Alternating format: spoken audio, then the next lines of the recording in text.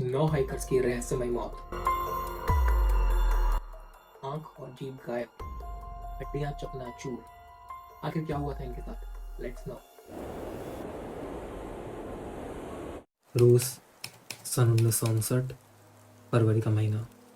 आइगोर दयातलोव एक 23 साल का स्टूडेंट जिसने रूस में यूराल की पहाड़ी पर ट्रैकिंग करने के लिए अपने दोस्तों को राजी किया और एक ग्रुप बनाया जिसमें 8 लड़के और 2 लड़कियां शामिल थे। अच्छे दोस्त होने के साथ साथ ये सभी ग्रेड 2 हाइकर भी थे।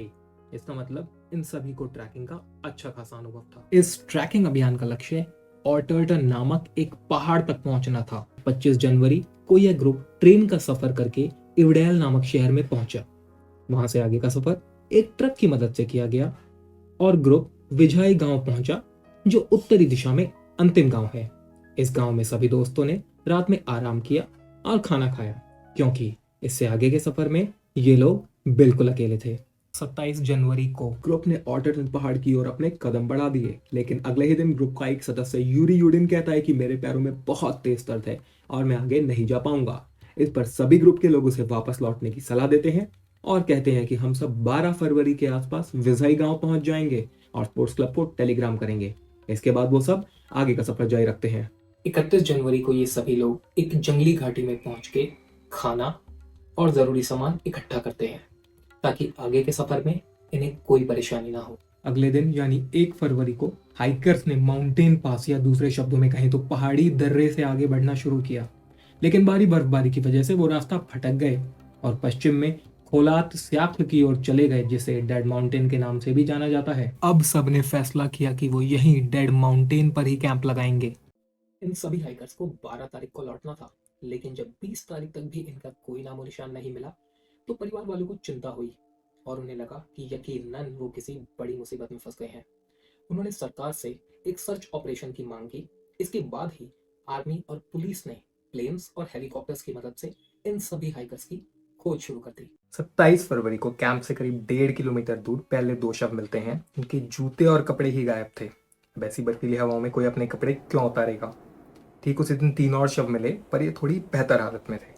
इन सभी हाइकर्स के शरीर पे मामूली जख्मों और खरोचों के निशान मिले।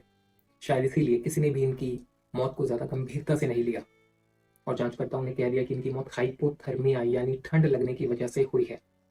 लेकिन इसके बाद जो बॉडीज मिली उन्हें देखकर सब चौंक गए। बाकी बचे 4 हाइकर्स को ढूंढने में 2 महीने से भी ज्यादा का समय लग गया, क्योंकि ये सभी कई फुट बर्फ के नीचे दबे थे। किसी की आंखों की पुतलियां गायब तो किसी की जीभ कटी हुई, किसी के होठों को काटा गया था तो किसी की आईब्रोज ही नहीं थी। हड्डियां चकनाचूर, लेकिन खाल पर खरोच तक नहीं। सिर्फ इतना ही नहीं, इन सब के कपड़ों पे रेडियो एक्टिव अंश भी मौजूद थे। 1959 में की गई रशियन इन्वेस्टिगेशन के मुताबिक इन सभी की मौत एक कंपेलिंग नेचुरल फोर्स यानी कि प्राकृतिक बल की वजह से हुई, जैसे कि एवलांच, और ये सब हाइपोथर्मिया की वजह से मरे। लेकिन इस नतीजे से हाइकर्स के परिवार वाले सहमत नहीं थे और रशियन सरकार पर भी इन मौतों की असली वजह को छुपाने के इल्जाम लगते रहे हैं।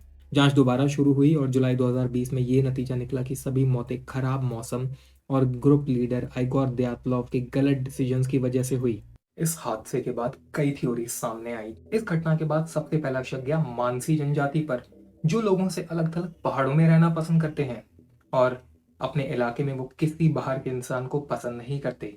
लेकिन वहां सिर्फ हाइकर्स के पैरों के ही निशान मिले और ऐसी कोई ठोस वजह नहीं थी कि मानसी लोग इनकी हत्या करते। ऐसा भी कहा गया कि येती यानी कि हिम मानव ने सबकी हत्या कर दी, लेकिन इसमें भी ज्यादा दम नहीं था, क्योंकि येती के होने के आज तक कोई पुख्ता सबूत नहीं मिले हैं। रिपोर्ट्स की माने तो वहां एक बड़ा एवलांच यानी हिमस्खलन हुआ था, जिसमें हजारों टन बर्फ और मलबा पहाड़ से गिरता है। लेकिन अगर ऐसा हुआ था तो हाइकर्स के पैरों के निशान क्यों नहीं मिटे और वहां हिमस्खलन होने के कोई सबूत भी नहीं मिले। कई रिसर्चर्स का यह भी मानना है कि पहाड़ी घाटी में तेज बर्फीली हवाओं की वजह से इंफ्रासाउंड पैदा हुई।